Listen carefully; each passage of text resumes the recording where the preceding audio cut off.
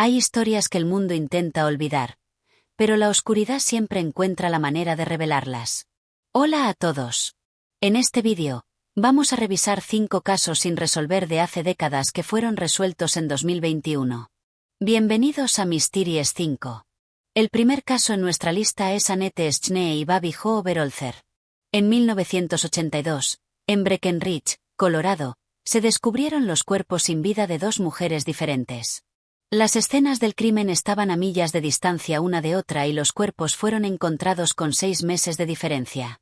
Sin embargo, la policía creía que ambas mujeres fueron asesinadas la misma noche, por el mismo hombre. ¿Lo único que las conectaba? Calcetines naranjas. El 6 de enero de 1982, Babi Jo Oberholzer, de 29 años, salió de su casa a las 7:15 de la mañana. Su día había comenzado como de costumbre y viajó haciendo autoestop hasta el trabajo. Jeff Oberholzer era el esposo de Babi. Él dirigía un negocio de reparación de electrodomésticos y ella trabajaba como recepcionista. Estaban casados desde hacía 4 años y medio en el momento de la muerte de Babi, y vivían en Alma, a 14 millas del lugar donde eventualmente se encontró su cuerpo.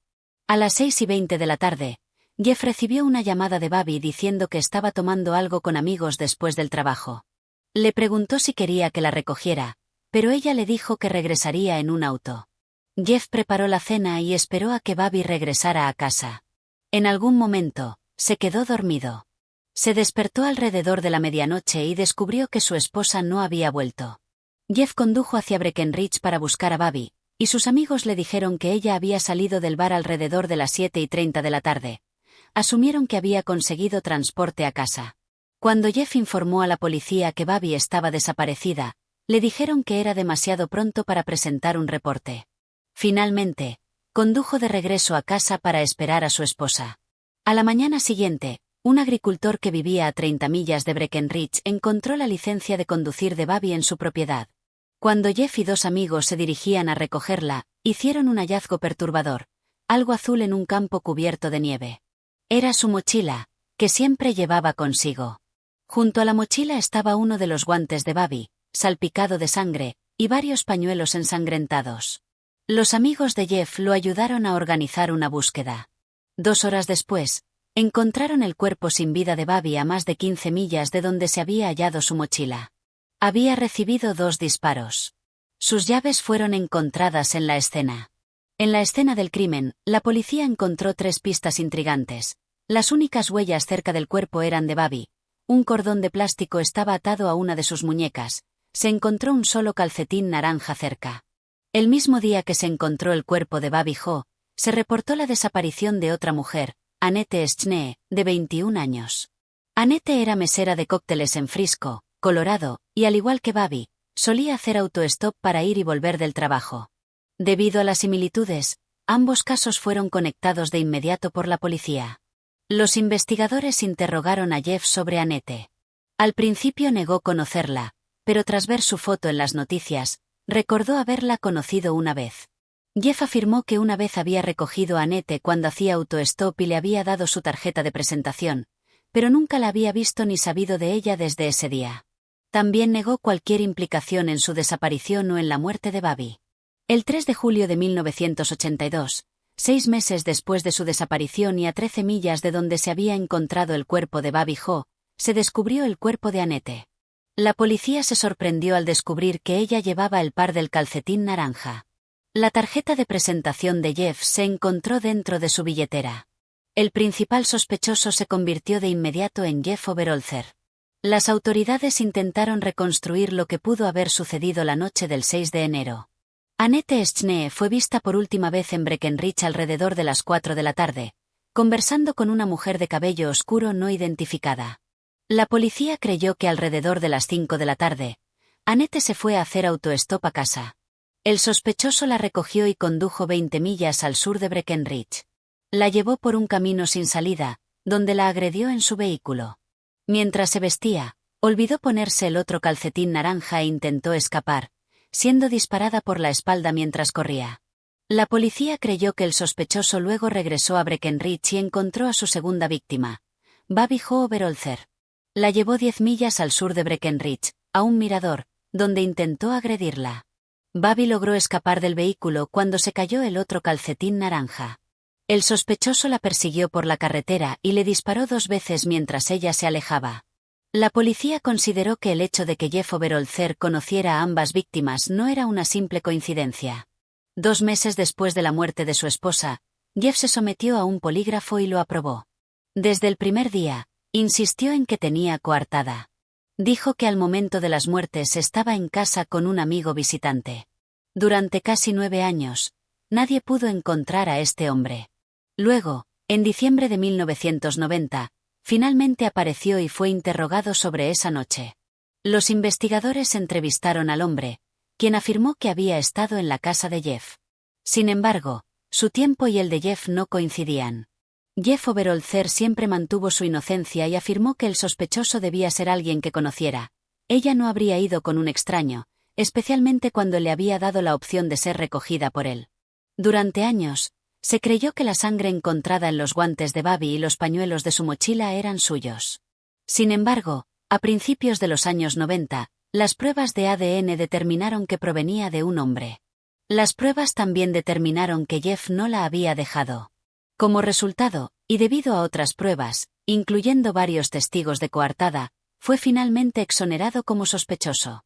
La policía investigó a varios otros sospechosos.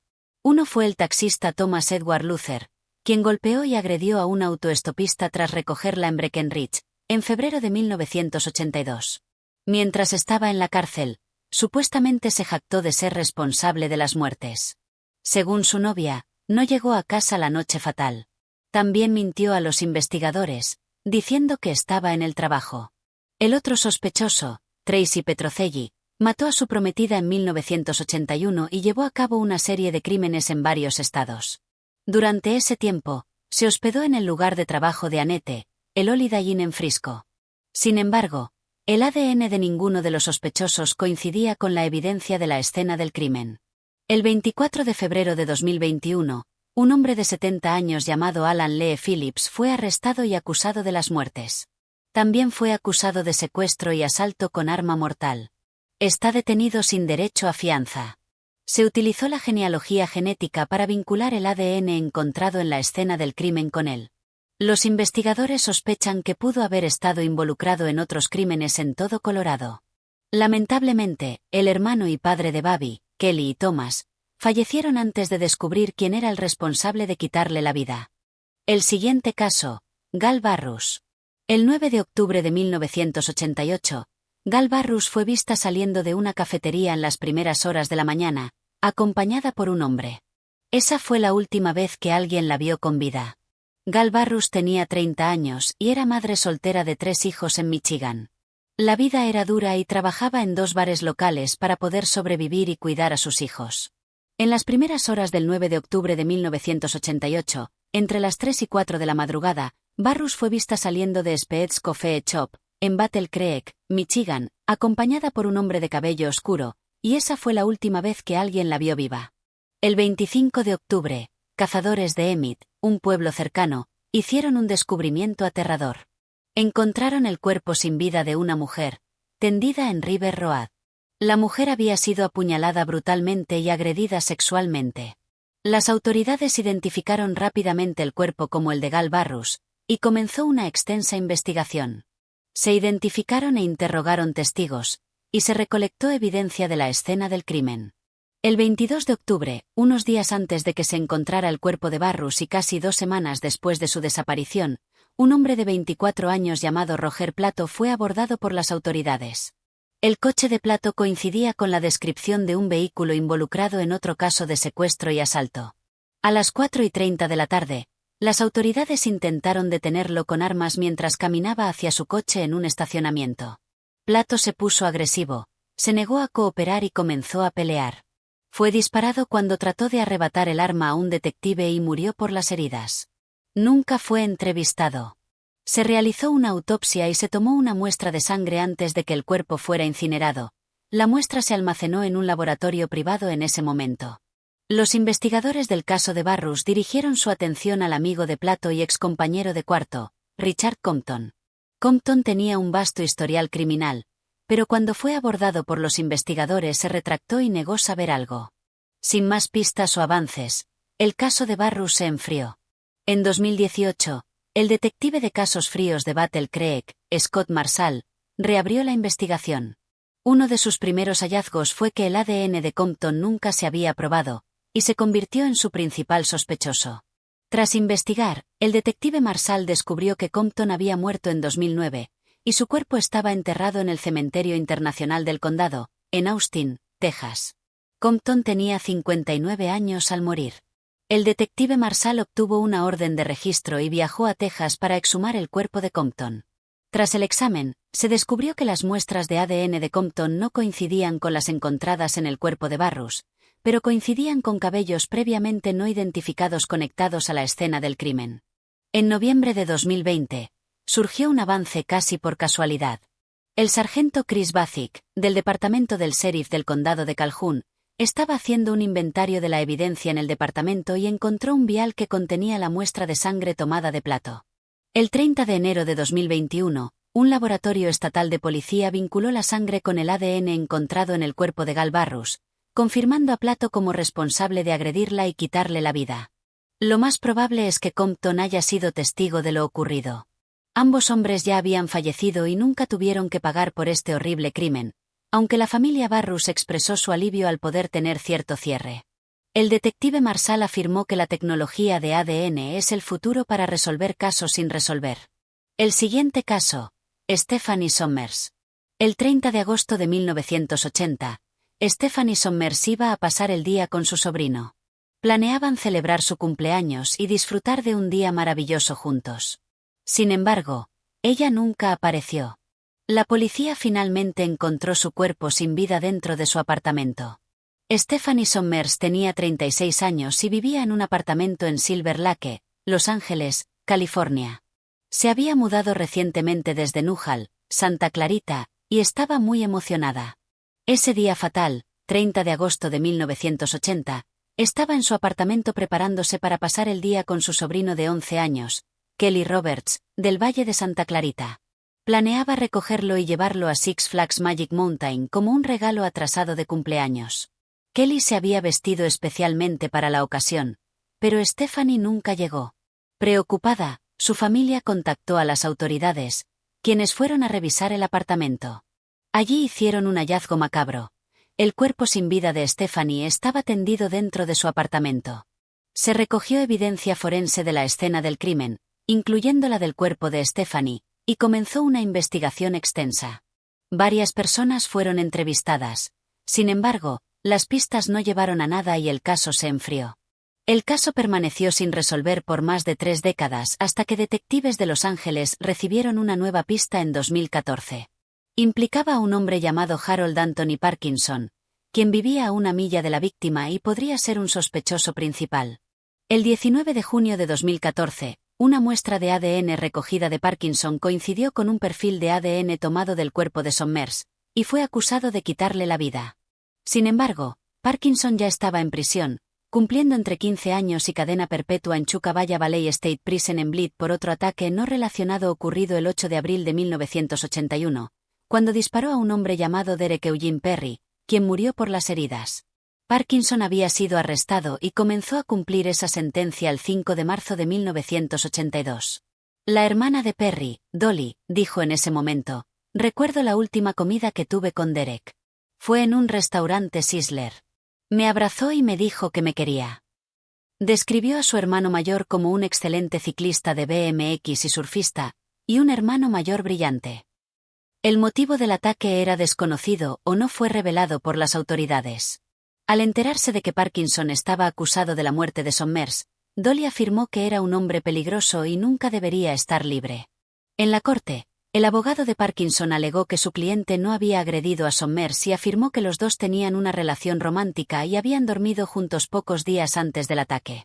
Sin embargo, los fiscales dijeron que Sommers, tras un breve matrimonio con un hombre, había declarado a sus amigas que solo se sentía atraída por mujeres. La jueza Kathleen Kennedy de Los Ángeles describió el caso de Sommers como un crimen muy degradante, horrible y violento. La jueza Kennedy creyó que había pruebas más allá de toda duda razonable de que Parkinson era responsable de esto. El 4 de febrero de 2021, Harold Parkinson, de 61 años, fue sentenciado a cadena perpetua sin posibilidad de libertad condicional. El siguiente caso, Sylvia Mae Quayle. El 4 de agosto de 1981, William Quayle fue a visitar la casa de su hija en Cherry Hills Village, cerca de Denver, Colorado, que estaba a solo 150 pies de su propia casa. Lo que descubrió fue algo que ningún padre debería presenciar. Sylvia Mae Quayle, de 34 años, era, según sus amigos, ambiciosa, vibrante, amigable y llenaba la habitación con su presencia. Amaba la historia y trabajaba como secretaria en una firma de arquitectura. Era una excelente cocinera y había abierto su propio negocio especializado en pasteles de boda. Tenía muchos amigos y era una artista ávida. Amaba crear cerámica que su hermana aún conserva décadas después. Sylvia era extremadamente cercana a su familia. Especialmente a sus padres, quienes vivían a 150 pies de su casa y con quienes tomaba café cada mañana. Hasta esa mañana. Justo antes de las 8 de la mañana, el 4 de agosto de 1981, los oficiales fueron enviados a la casa de Sylvia tras encontrar su padre su cuerpo sin vida y llamar al 911. Sylvia había hablado por teléfono con su hermana la noche anterior, alrededor de las 11 de la noche, por lo que los investigadores supieron que fue asesinada entre esa hora y cuando su padre llegó 9 horas después. William Quayle dijo a los oficiales que encontró a su hija desnuda en el suelo de la sala. La investigación reveló que había sido disparada, apuñalada varias veces, estrangulada y agredida sexualmente. La autopsia confirmó que la pérdida de sangre fue la causa de la muerte. Se encontraron dos pistas importantes en la escena del crimen. La línea telefónica de la sala y exterior había sido cortada, la pantalla de una ventana del baño había sido removida y lanzada a maleza alta. Se recolectaron unas 140 piezas de evidencia más de la escena y, con el tiempo, se utilizaron diversos avances tecnológicos mientras los investigadores intentaban resolver el crimen. En 1983, 2 años después de la muerte, técnicos forenses usando luz alterna encontraron material de ADN no perteneciente a Sylvia en la alfombra donde yacía su cuerpo. Ese mismo año trajo esperanza a los investigadores y a la familia Quayle, después de que el notorio asesino en serie Otis Elwood Toole confesara haber quitado la vida de Sylvia. Muchas confesiones de Toole resultaron ser falsas, al igual que las de su compañero Henry Lee Lucas. Lucas murió en prisión en Texas en 2001 y afirmó tener cientos de víctimas, aunque las autoridades solo pudieron confirmar unas pocas. En 1993, se retiraron los cargos contra Toole en la muerte de Sylvia. En ese momento, las pruebas de ADN demostraron que Toole no era la fuente del ADN encontrado en la escena del crimen 12 años antes. En 1995, se cortó un trozo de la alfombra y se envió a la Oficina de Investigación de Colorado para ser analizado. 5 años después, la muestra proporcionó un perfil de ADN masculino desconocido, pero no se encontró coincidencia y el caso se enfrió. En enero de 2020, los detectives de casos fríos de Cherry Hills Village decidieron usar la tecnología reciente de genealogía genética en el caso de Sylvia. 4 meses después, surgió un nombre, David Wan Anderson. En el momento de la muerte de Sylvia, Anderson tenía 22 años y vivía a un par de millas de ella. Los detectives comenzaron a investigarlo. Un investigador, Robert Fuller, viajó a Cozad, donde Anderson vivía ahora, para recolectar su ADN de manera encubierta. Fuller recuperó 2 bolsas de basura que Anderson había arrojado a un contenedor. Dentro había 15 objetos que posiblemente contenían material genético de Anderson, incluida una lata de vanilla Coke.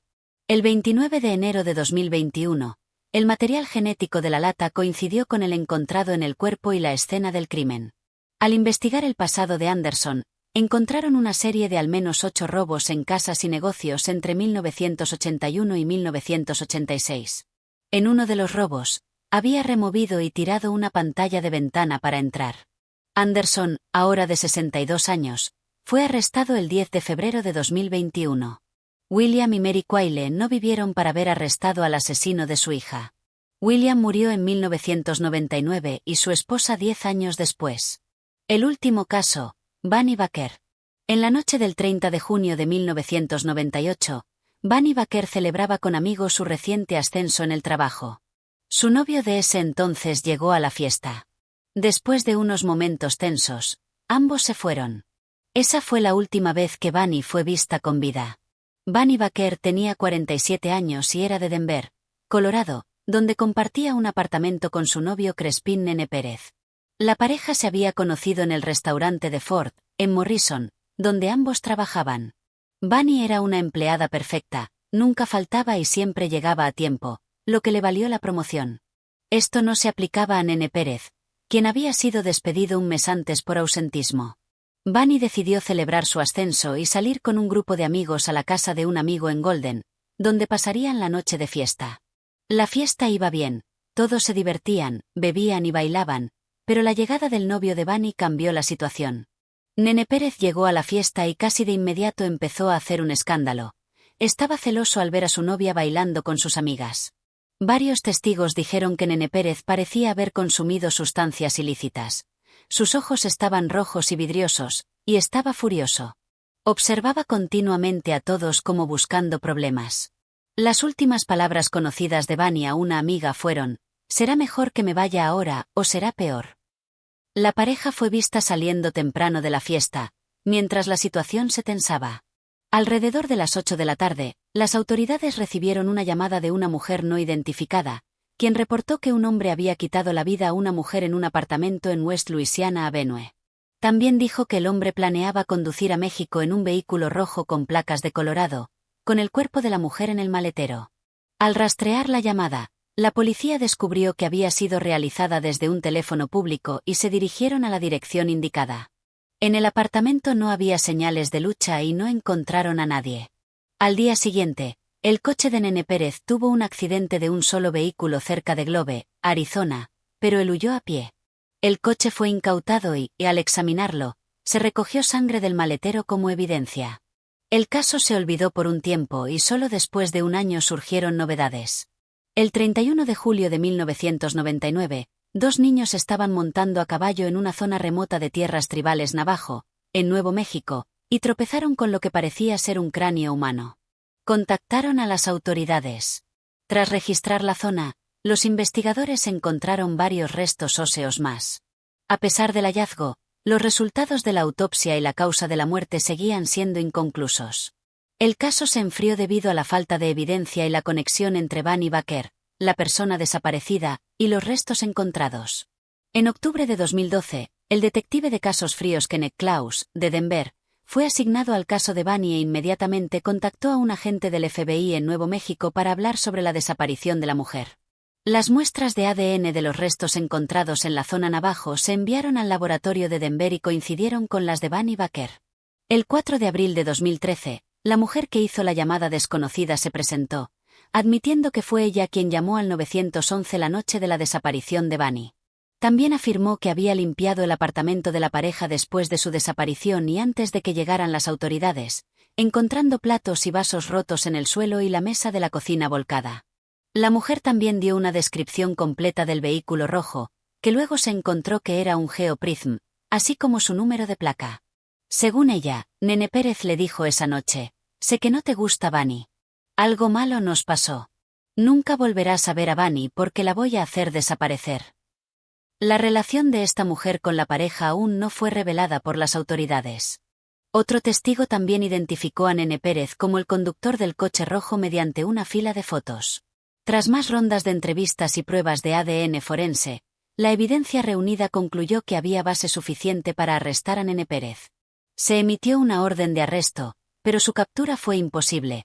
Vivía en México en ese momento. Su extradición a Colorado no se concretó hasta recientemente. Los fiscales teorizaron que el cuerpo de Bunny Baker probablemente fue dejado en una tumba poco profunda dentro del día de su desaparición. El 27 de enero de 2021, se realizó una lectura preliminar del caso en un tribunal de Denver, y Nene Pérez enfrenta cargos por secuestro y por quitarle la vida a Baker. Si encontraste esto interesante, asegúrate de dar like, suscribirte y activar la campana. No querrás perderte que otros misterios te esperan. Como siempre, gracias por mirar.